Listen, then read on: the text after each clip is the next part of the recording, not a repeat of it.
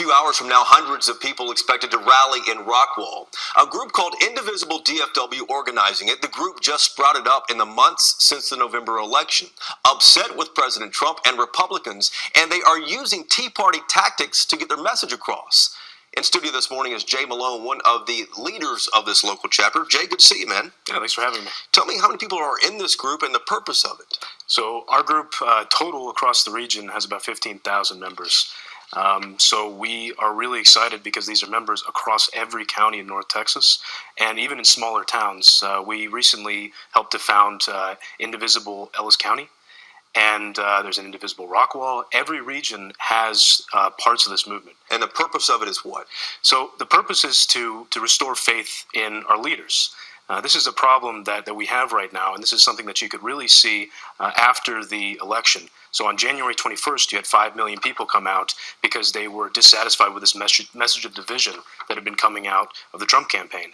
And instead of taking that opportunity to meet with the leaders of the Women's March and to express concern for the division that had been caused, they doubled down. Is this a Tea Party of the left? This is definitely not a Tea Party of the left. This is a civic engagement organization. This is a movement of citizens that are trying to ask constituent questions. They're trying to talk to the representatives and make sure that their representatives are representing them.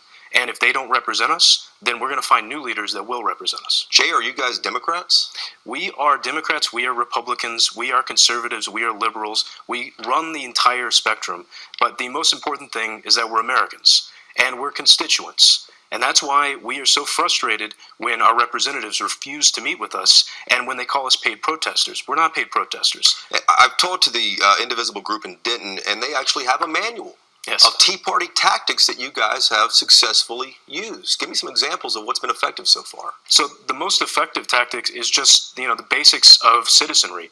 Making phone calls, calling up our representatives and making sure that they're listening to our concerns, making sure that they understand what we're doing, why we're doing this. Another important thing is town halls.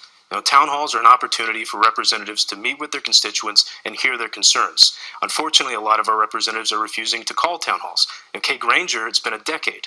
And this is a big problem that we have in this region, in this state, and really throughout the country, representatives refusing to represent.